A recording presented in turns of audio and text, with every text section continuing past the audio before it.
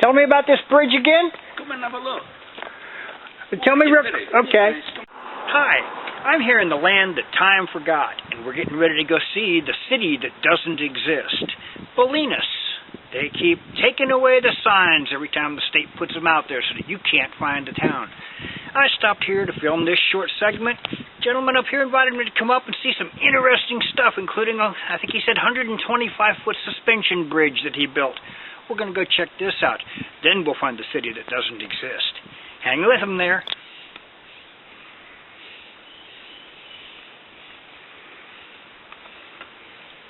It's 173 degrees, actually. But it's not out. Underneath, there's a whole mass of very hot ashes that will actually burn that completely out. Overnight, I probably put about 5 of these big ones in, and half a wheelbarrow full of that stuff. And then, it just, by this morning, there's nothing in there but ash. It's burned it out overnight. It's keeping the hot water hot, and the central heating all the time. So it's quite intricate. And then the house is divided up into 3 parts. It's a big house. I can heat 1/3, 2/3, or 3/3 of the house, and in any combination, just by putting switches.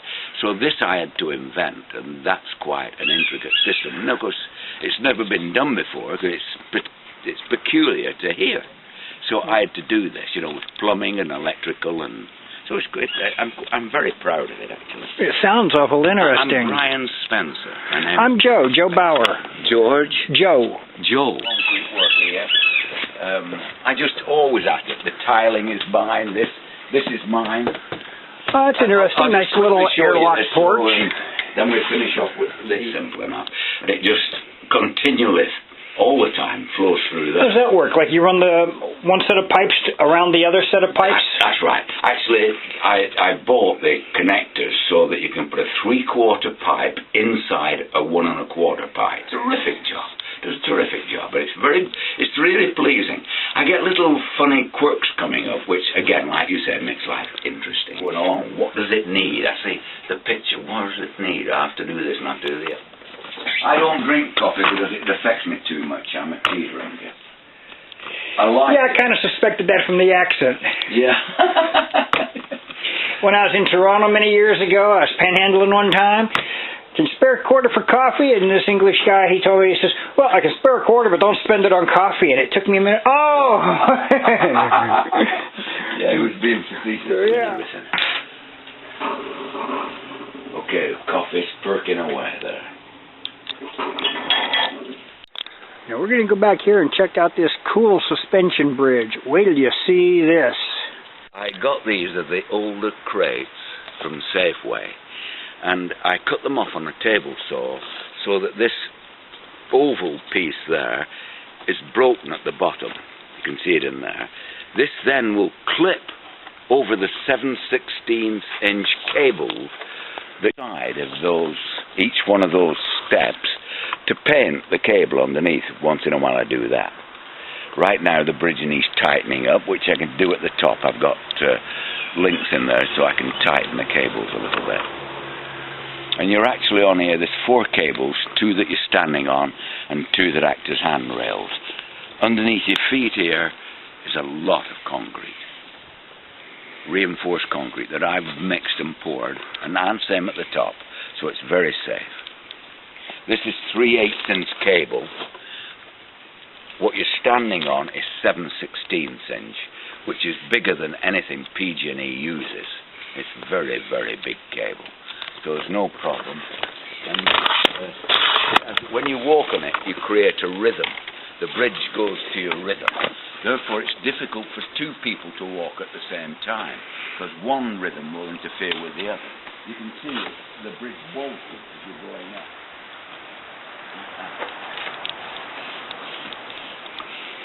Yeah, I've heard that, like in South America, when they got those rope bridges, they say that one of the best ways to cross them is by running, because you don't set up so much rhythm. That's right. Yeah, this is fine, and it's just, it's kind of neat. People generally like this bridge. Oh, I love this bridge. And I did it without really thinking very much. Of course, I had to think about the the engineering part of it, but I wasn't trying to be artistic. But it comes out.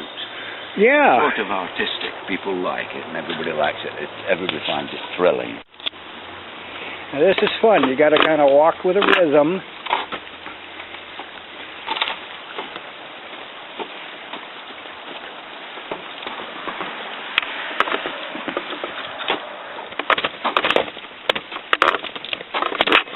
Whoa!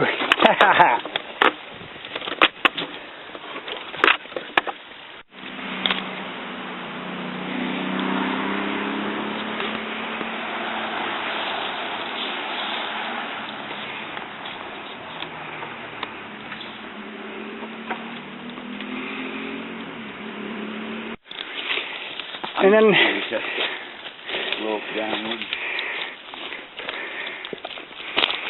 This is just I'm working in here. I've had a leak in the bathroom, and I'm slowly putting this back again. That sheetrock's ready to go up on the wall. I need help to do that.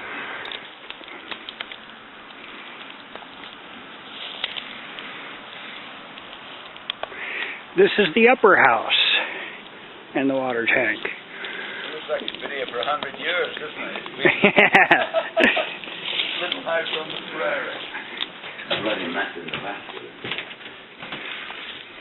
Yeah, it looks like it's been here for 100 years. It's got a skeleton key even. It's not leaking anymore. I got the roof fixed. I put this little thing down to see if that's where it was dripping, but it hasn't dripped, so it's in good shape. And you're how old? I'm in great condition, except my neck is pretty bad. I broke my neck, and I was a San Francisco fireman. Oh. And I got hurt, so it's translated into neck and lower back. The lower back I've got totally under control with exercise, but the neck is arthritis, and it's given me some trouble. At least it gives me some good. It saves me some money on... Not that I need to save money. I've got plenty. Yeah, but you also don't need to waste it. I don't waste anything. Well, that's what it gives with money. If you spend money you don't need to, you're wasting it. Yeah. This is a nice property, huh? Yeah. I think my side chip's going to make the best part of the video today. 42,000. Damn, that's cheap. In 1972, it's bloody cheap now. Yeah. You're talking about 5 million. Now? Yeah. Damn. Up here, it's like Mill Valley up here. Same prices. Prices are the same as Mill Valley. Because there's no more building up here. Yeah, I know. They started that, I think, back in the 70s or something. Two different national parks. One on each side of the road. So it's exclusive. It's one of those properties, just the right size. Nobody needs 100 acres. What they need is 3.5 acres like this. Yeah, get it. All the smoke coming out of there now. People keep calling the fire department, think I'm house is on fire. There's a house on fire. By now the fire department must have your address right next to the phone. Me, yeah, she's a woman fire chief here, and she knows me. And she comes around once in a while, Brian, you know. They're probably going to stop me doing it shortly. They're stopping all the burning, which is ridiculous because... Yeah, well, basically it's carbon neutral. The tree grows in a few years, and then you burn it. The carbon goes into it when it grows, comes out when you burn it. It's carbon neutral. That's right. It's not like burning oil or something. If you don't burn it, oil was sequestered under the ground. That's the problem. They're digging it out and burning it now, see. But if say, if you don't burn the trees or anything, what happens to it? Oh, wildfires go crazy too. Yeah, but it rots, so it still puts the carbon back in the air, just slower. Open up. I'm speaking English, and my English is quite good, so it belies the fact that I'm some beaten up old hippie from Bolinas. Not quite. Smoke dope all the time on the beach. I don't do it anymore, but I used to smoke dope, and it was all right. It was good. I had a real good time with it. And then you could be on the beach and there's, hey man, oh shit man, you're on fire.